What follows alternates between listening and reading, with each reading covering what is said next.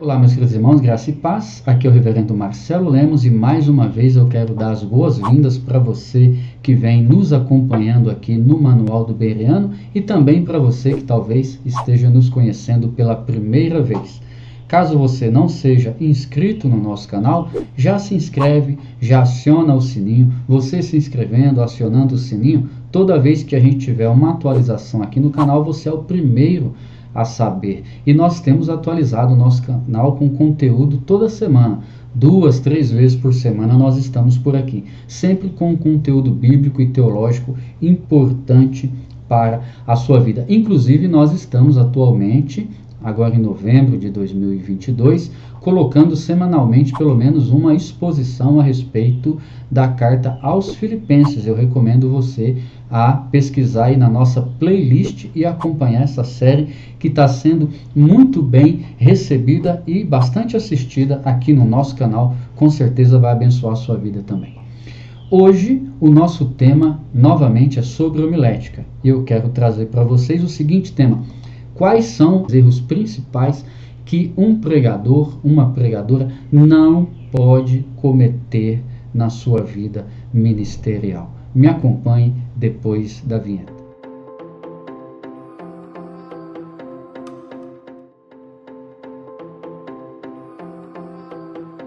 O primeiro erro que o pregador não pode de forma alguma cometer é o de não possuir uma vida consagrada a Deus. O pregador, ele precisa ter uma vida de oração, de leitura bíblica, de meditação na palavra de Deus, uma vida de consagração a Deus. O pregador, ele precisa ter disciplina espiritual. Você precisa ter o seu horário de orar, o seu horário, o seu período de jejuar a Deus, de se consagrar a Deus, de ler a Bíblia, de meditar na palavra de Deus. Tudo isso vai formando o seu arsenal, o seu repositório espiritual, para que quando você se coloca diante da tribuna, você tenha o que transmitir à sua igreja, à sua congregação, com autoridade e com poder. Eu gosto de usar uma ilustração com os meus alunos que a pregação é como um copo. Então você tem um copo e você começa a despejar água nesse copo. E aí você vai enchendo, vai enchendo, vai enchendo, vai enchendo, vai enchendo, até que ele chegue no limite e transborde. O que é a pregação? A pregação é esse pouquinho, ou esse muitão, dependendo, que transborda. Mas para que o copo transborde, você precisa encher. Então, o principal erro que um pregador deve evitar é nunca subir no púlpito vazio. Vazio de Deus, vazio do Espírito Santo, vazio da própria palavra de Deus. Você como pregador, eu como pregador, é necessário entender a si mesmo como um copo que precisa estar sendo sempre preenchido, sempre enchendo mais e mais esse copo para que ele possa transbordar. Esse pouquinho que seja que transborde é a pregação. E essa pregação é poderosa. Essa pregação, ela é eficaz porque ela vem do fundo, ela vem daquilo que está completo, não é uma lata vazia. Você observa que uma lata vazia, ela faz muito barulho. Mas ela faz muito barulho por quê? Porque ela não tem nada dentro. Uma lata cheia faz barulho também, mas é um barulho consistente, é um barulho que fala, opa, por trás desse barulho aí tem bastante tinta, tem bastante óleo. Já a lata vazia não, aquele barulho estridente, faz muita arruaça, mas a sua eficácia é pouca, se é que tem alguma eficácia. Então esse é o primeiro erro gravíssimo que o pregador deve a todo custo evitar. Não ter uma vida consagrada a Deus. Esse erro precisa ser evitado. E é um erro que depende exclusivamente do próprio pregador. É você que decide o tempo que você dedica a Deus, que você dedica a oração, a leitura da palavra de Deus. É você que decide a sua vida de santificação. Eu costumo dizer, as pessoas falam, eu gostaria tanto de ser santo. Então seja santo. Não tem mais o que falar sobre isso. Eu quero ser santo. Seja santo. Você já nasceu de novo. Você já teve um encontro com Jesus. Você já tem acesso aos meios da graça, que é a pregação, que é a oração, a ceia. Já foi batizado. Você já está inserido na vida da igreja. Então agora procure imitar os passos de Jesus. Seja santo. Quer ser santo? Seja santo. Então, tenha uma vida consagrada a Deus, porque essa vida de consagração a Deus que enche a sua vida a ponto de que ela possa transbordar e transmitir para as outras pessoas aquilo que você tem da palavra de Deus para comunicar a elas, tá bom? Então, evite o máximo possível, com todas as suas forças, se colocar diante da tribuna estando vazio. Isso não pode acontecer. O segundo erro, gravíssimo também, que muita gente comete e o pregador não pode se permitir, é aquele de não possuir uma teologia da pregação. Você, como pregador, a sua primeira responsabilidade, a sua primeira e mais fundamental necessidade é possuir também uma teologia correta da pregação. Eu já publiquei aqui no canal um vídeo falando da homilética, o conteúdo, a prática da homilética, e você pode acessar na nossa playlist. E lá eu comento mais de 20 minutos a respeito desse assunto da teologia da pregação. Mas é muito importante. Por que que você prega? Como você vai pregar? Por que que você vai pregar? É importante pregar? Qual é o seu papel como pregador? Tem muito jovem, por exemplo, que está começando no Ministério da Pregação, ele acha que o objetivo dele como pregador é emocionar as pessoas, é ficar famoso, é receber tapinha nas costas, é fazer as pessoas rirem, ou as pessoas chorarem. Então veja que tudo isso envolve uma reflexão dessa pessoa a respeito da pregação. Isso é uma teologia. Boa ou má, é uma teologia. E é preciso, por quê? A partir daquilo que eu penso, a partir daquilo que eu acredito a respeito da pregação, eu vou moldar a minha própria pregação. É isso que vai definir o que eu invisto ou não na minha pregação, o que eu busco ou não na minha pregação. Se eu vou para a direita, se eu vou para a esquerda. O que eu vou fazer do meu ministério como pregador depende de possuir uma teologia da pregação. Então, vai uma dica aqui para você.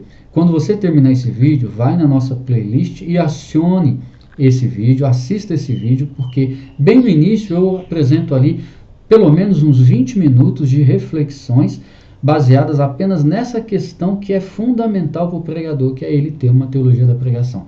Não pregue, anote isso, não pregue, se você não possui uma teologia clara a respeito do que é a pregação. Se você não sabe o objetivo da pregação, por que a pregação é importante, qual o seu objetivo enquanto pregador, não pregue. Primeiro, resolva isso, tá bom? Não cometa o erro de achar que pode pregar sem saber o papel da pregação na sua vida e na vida da sua comunidade. O terceiro erro gravíssimo que muita gente comete é de querer pregar sem estar devidamente preparado. Isso não existe.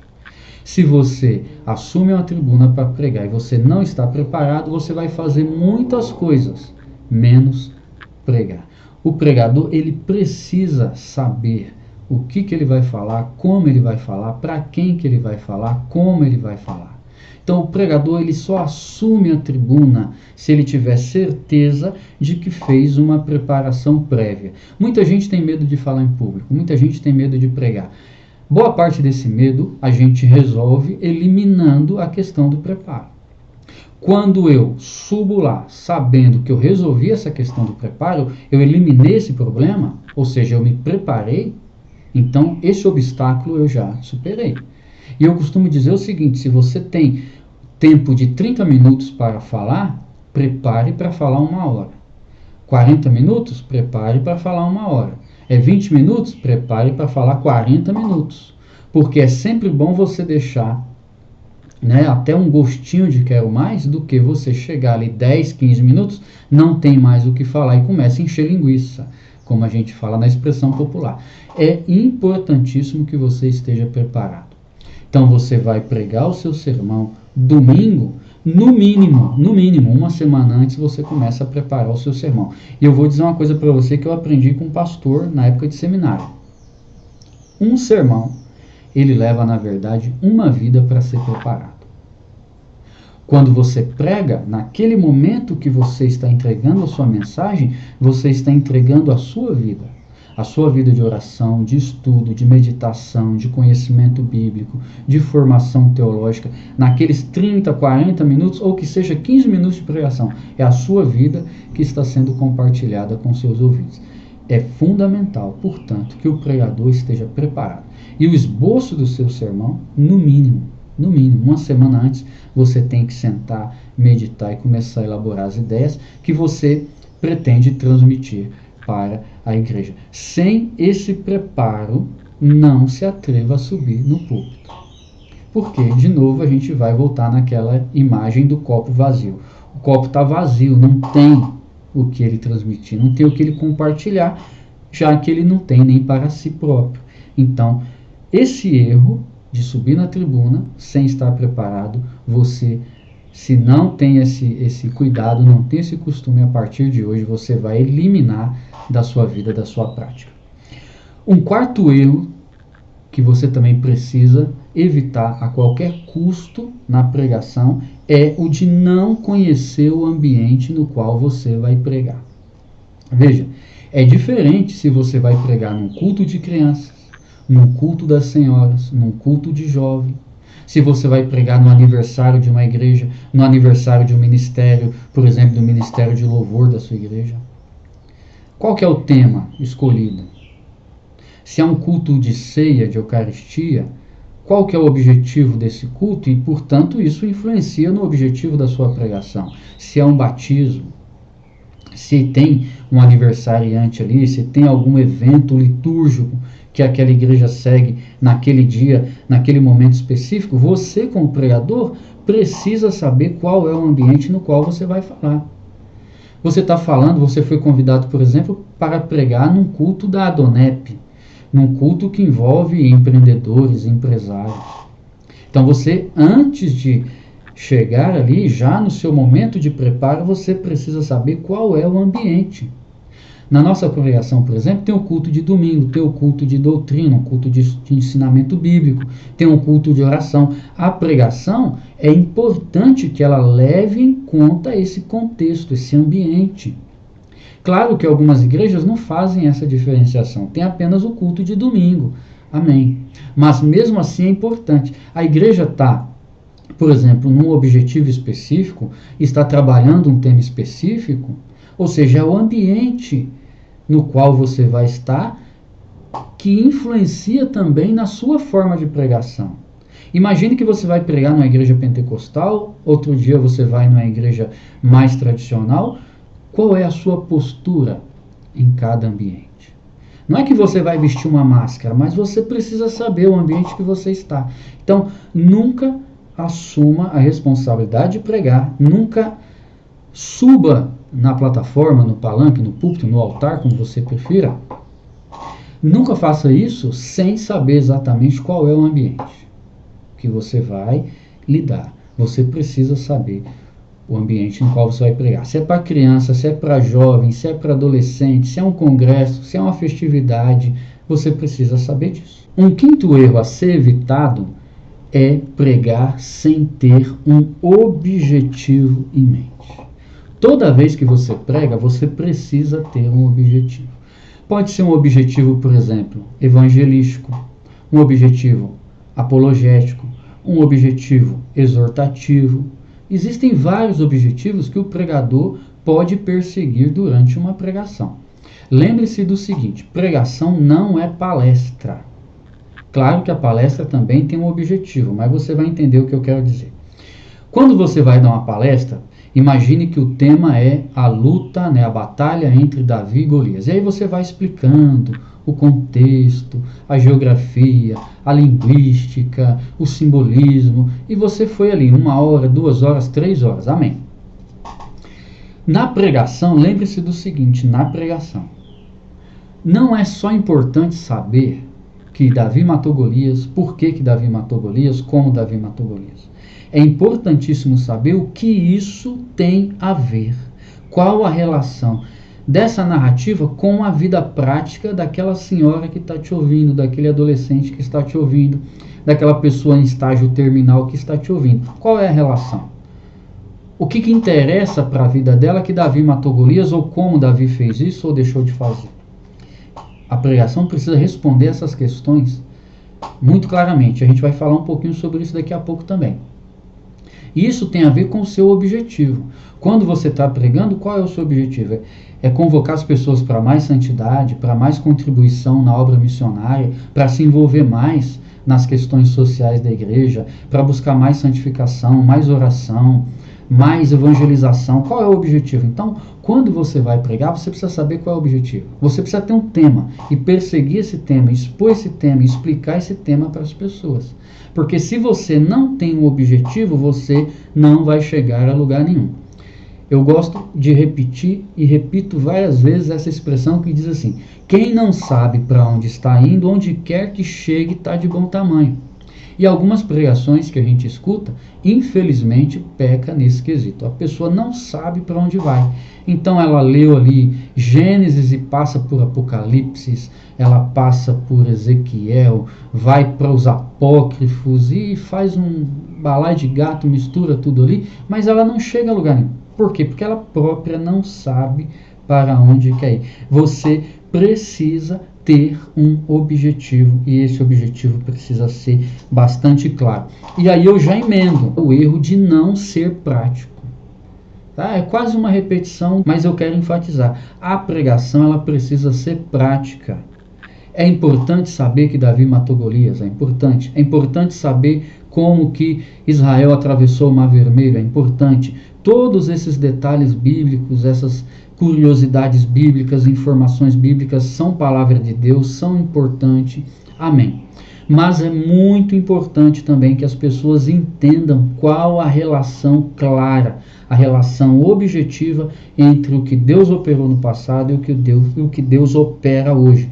Entre os erros cometidos no passado e os acertos que nós devemos perseguir hoje. Aquilo que foi feito de modo correto no passado e que nós podemos emular, podemos repetir, podemos imitar hoje. Então, a pregação, ela precisa necessariamente ser prática. Ela precisa chamar a pessoa e falar: olha, aconteceu isso e isso lá, e isso pode acontecer aqui, ou isso e isso representam essa situação e essa situação aqui hoje.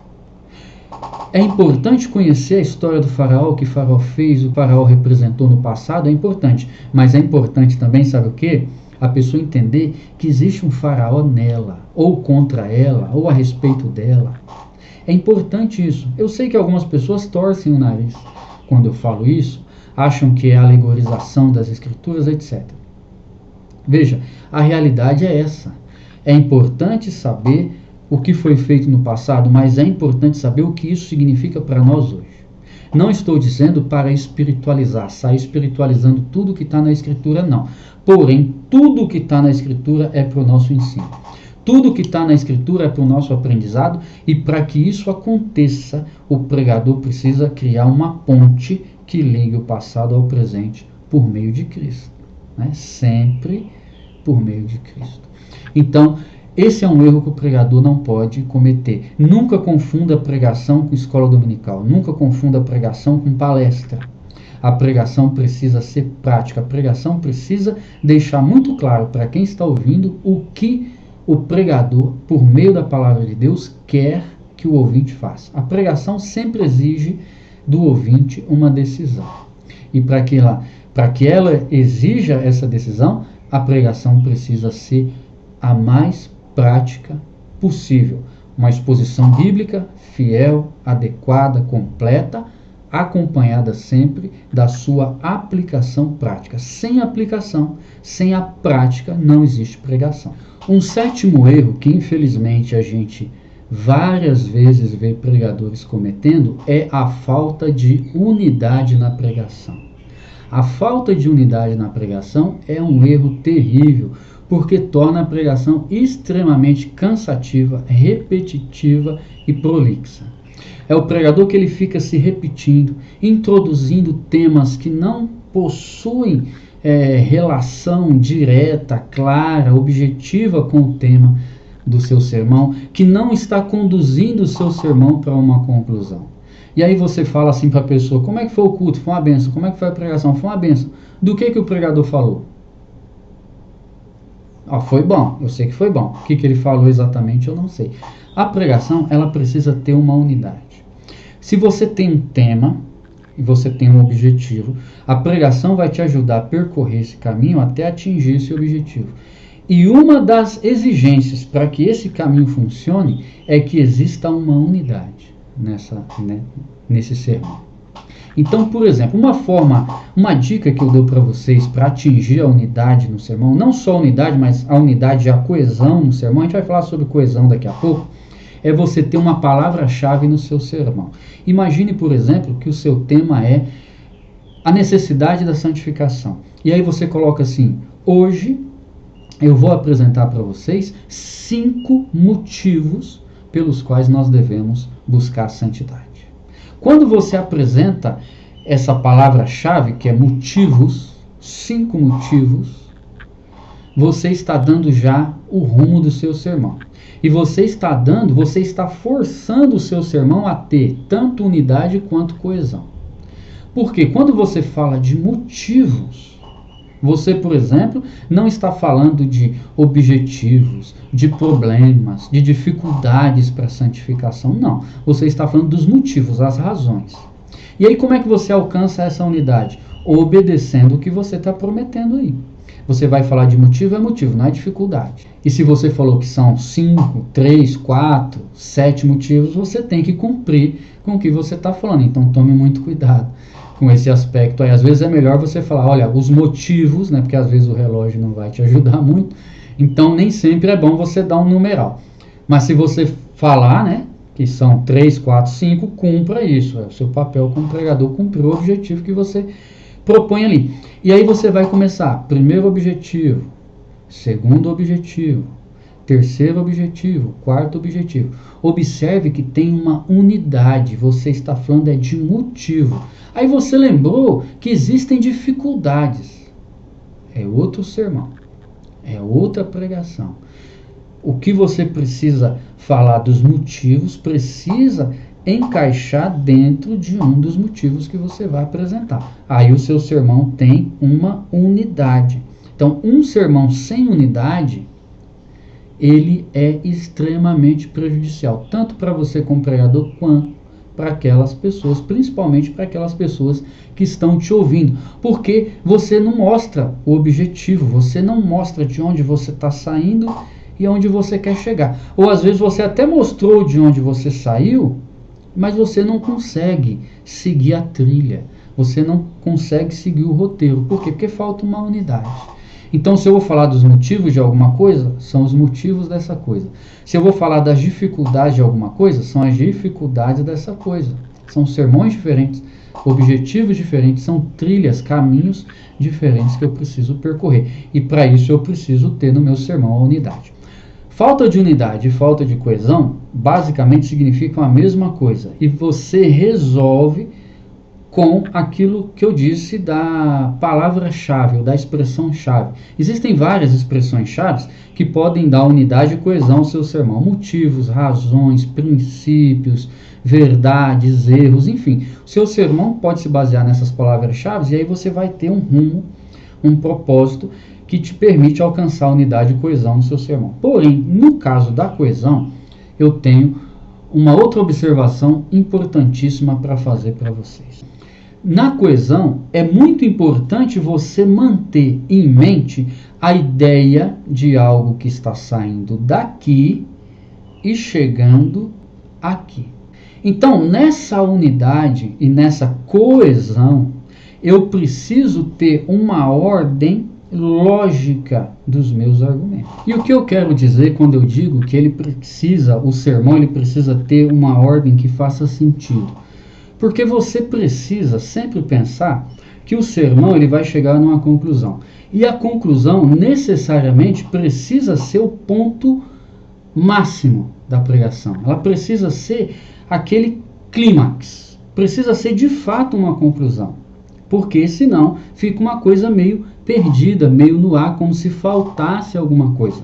Então você precisa organizar o sermão de modo que o argumento principal, o argumento mais poderoso, o argumento que você quer enfatizar, ele fique próximo da conclusão, se é que ele não vai fazer parte da própria conclusão. E aí é muito importante, isso é uma técnica de homilética, que é você deixar para o final o melhor argumento, que é aquela coisa do milagre de Jesus, né? Quando Jesus transforma a água em vinho e o mestre Sala fala assim, olha, geralmente as pessoas deixam o vinho melhor para o final. Isso no sermão é muito importante. O melhor vinho, ele precisa estar no final. O seu argumento mais forte, o seu argumento principal, ele precisa estar no final, não no início e não no meio. Sempre no final. Por quê? Porque é isso que vai abrir as portas para a conclusão e para o apelo final, que é o nosso próximo ponto aqui, que nós vamos falar um pouquinho a respeito da conclusão. Então, pense no seguinte, você está pregando sobre o nascimento de Jesus, e o seu objetivo é focar no nascimento, sabe? Na beleza do nascimento, o significado do nascimento lá em Belém. Esse é o foco do seu sermão. E é daí que você vai concluir alguma coisa para as pessoas. Você já vai começar pelo final? Não. Você vai começar do início. E aí, como é que pode ser o início? Bom, você pode começar, por exemplo, falando das profecias do Antigo Testamento. E aí, como essas profecias chegam e se cumprem na anunciação a Maria, ou seja, quando o anjo anuncia a Maria sobre a sua gravidez, e o conflito de José e de própria Maria com José, aquele conflito que houve ali. E aí você pode já partir, por exemplo, para a ira de Herodes e a necessidade da fuga para o Egito, até a chegada em Belém e as dificuldades em Belém, até chegar no momento final, que é do nascimento e toda a beleza que você quer enfatizar, e a partir daí concluir o seu sermão. Então observe que você foi contando uma história do início ao fim e vai aumentando o conflito, vai aumentando a expectativa, vai aumentando o argumento. Cada argumento mais importante que o outro vão sendo somados, vão construindo como que tijolo a tijolo, até chegar no momento que você bate a laje. Então veja que a coesão também, ela envolve essa ideia de que o sermão ele é um crescendo, né? Como na música, ele vai crescendo, ele começa, vai subindo, subindo, até chegar à conclusão. Isso é muito importante, que o pregador possa desenvolver. Obviamente que isso vai com a prática. E qual que é o argumento principal? Aí é uma questão mais difícil de se definir numa sala de aula. Por quê? Porque depende do seu objetivo. Imagine, por exemplo, que você está pregando e o seu sermão é assim, 3 motivos para esperar a vinda do Senhor Jesus Cristo. E aí você tem 3 argumentos. Nós devemos esperar a vinda do Senhor Jesus Cristo porque é uma promessa, e as promessas de Cristo não falham. Nós devemos esperar pelo retorno de Cristo, porque isso vai nos livrar da maldição do pecado definitivamente. É um excelente motivo para aguardar a vinda do Senhor Jesus Cristo. E um outro motivo poderia ser, por exemplo, toda a vida gloriosa, eterna com Cristo, que nos aguarde a partir do seu retorno. Então veja que eu tenho aqui, estou improvisando naturalmente, mas eu tenho aqui 3 objetivos principais que eu quero expor para a igreja. Como que eu organizo esse argumento para que o argumento mais forte fique no final? Depende do seu objetivo, depende de como você vai concluir o seu sermão. Imagine que o seu objetivo é enfatizar as promessas de Cristo e que as promessas de Cristo não falhem.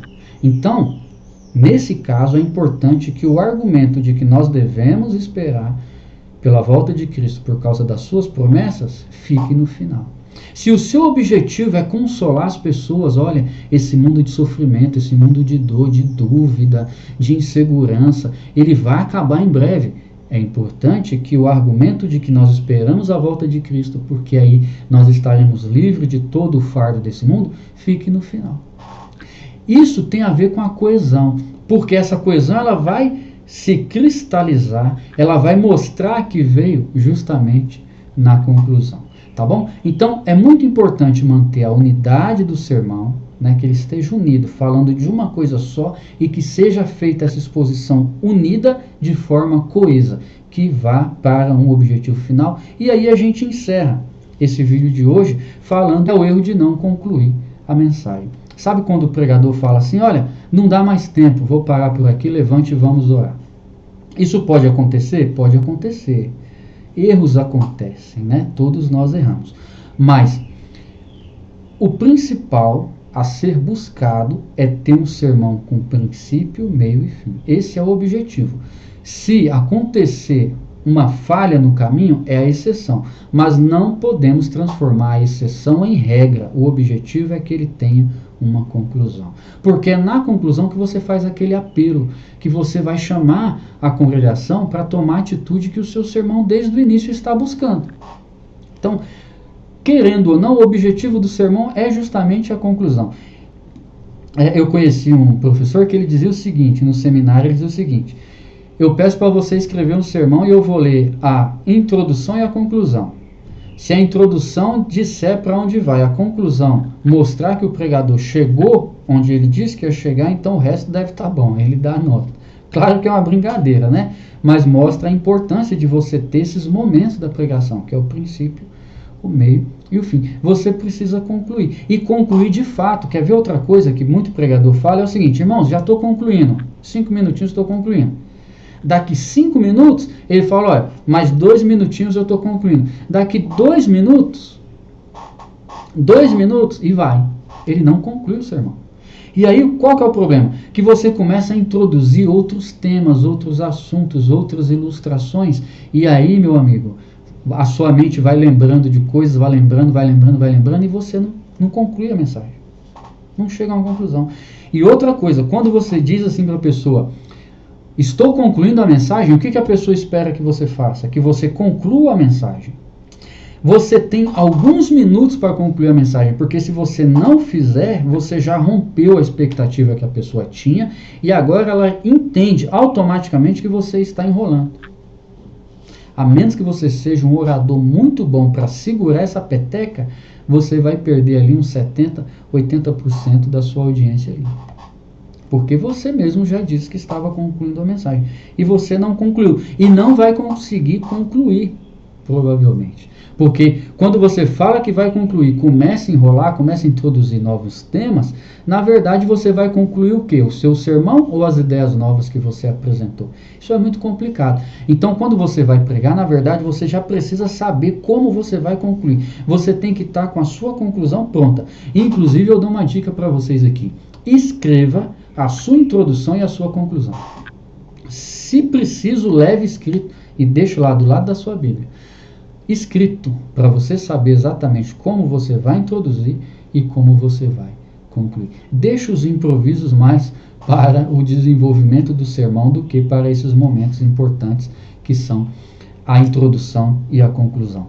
O sermão, ele precisa ter uma conclusão. Quando eu falo de apelo, alguns irmãos não gostam de apelo, que acham que apelo é quem quer aceitar Jesus e tal.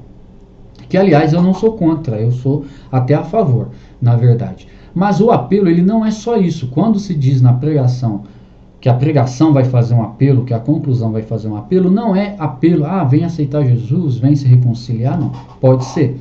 Mas é qualquer decisão que a pessoa precise fazer quando conclui o sermão. Se o sermão é sobre santificação, na conclusão, o pregador precisa enfatizar para a pessoa a necessidade daquilo que foi pregado. É isso o apelo. E para que isso aconteça, a pregação precisa ter começo, meio e fim. E o fim é a conclusão. Nunca pare de pregar deixando o assunto no ar, deixando pontas soltas. Não faça isso. Conclua o seu sermão. Pode acontecer erros imprevistos ao longo do caminho? Pode. Eu já tive, por exemplo, alguém me chama para pregar e fala: você vai ter, reverendo, 45 minutos para pregar. E na verdade você chega lá, uma coisa se estende, outra coisa se estende, a pessoa te dá ali 25 minutos. E aí você tem que condensar aquilo que você veio pregar. E aí uma dica que eu dou nesses casos, por exemplo, se eu separei 5 argumentos principais, para não mexer na introdução e nem na conclusão, ao invés de falar os 5, eu na hora ali falo: então vou falar esse e esse, que são os principais, e vou concluir a mensagem. Então, esse tipo de imprevisto pode ocasionar alguns erros, mas que esses erros, eles sejam a exceção, nunca a regra. A regra é que você conclua o seu sermão, deixando bem claro para a congregação o objetivo que você tinha na sua pregação. E eu quero finalizar mais uma vez convidando você a se inscrever no nosso canal e a compartilhar esse conteúdo. O nosso canal é novo, está crescendo passo a passo e a sua ajuda é muito importante nesse processo. Que Deus te abençoe.